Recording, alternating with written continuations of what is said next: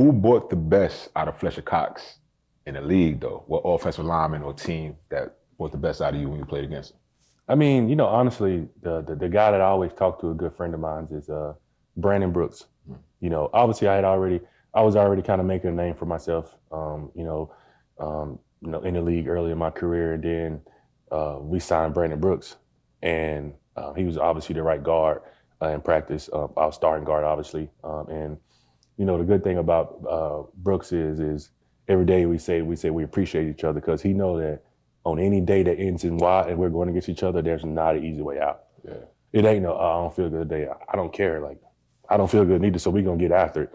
You know, it's 2 hours of me and him going after it, you know what I'm saying? You appreciate that though. No brother-in-law? Oh no, he already knew that though.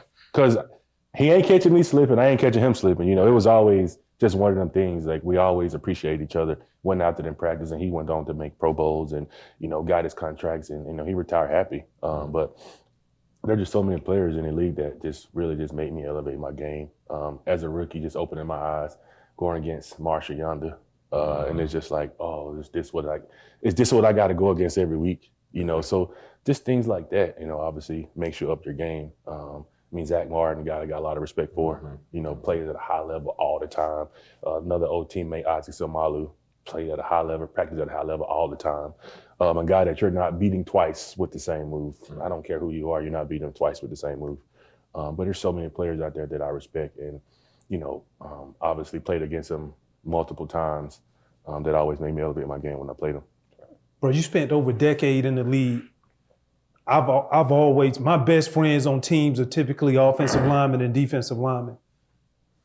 But over a decade in the league, the thing that I've been most impressed with your game is that you played at a high level, and it was sustainable from year one all the way throughout. I appreciate that. Like, dog, what were some of the things or consistent things that you did, habits, routine, that kept you in that form to where you can continue to go out and show who you were? It was the way that I trained in the offseason, believe it or not. Straight up. It was less is more for me, the way I trained. And obviously, big shout out to Deion Hodges. You know, he's out in Vegas, got his own place.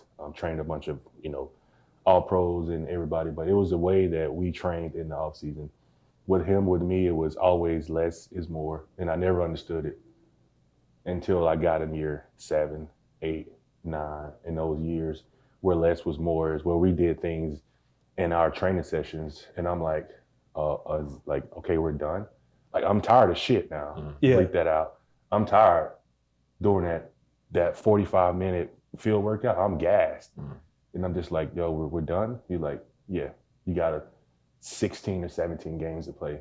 I'm not beating you up in the month of April. Why am I going to beat you up, tear your body down?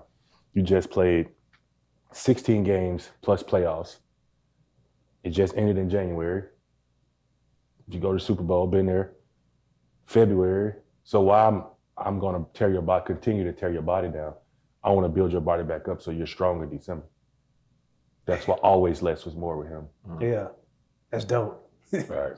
And I was always ready to go for training camp, always in the best shape, always strong, always made my weight, never a problem at wondering if, hey, like, you know, do we got to kind of let Fletch get into shape? No, I'm showing up, I'm ready to go. That contributed to your longevity too. Oh, absolutely, yeah, absolutely. Yeah. Right. Yep.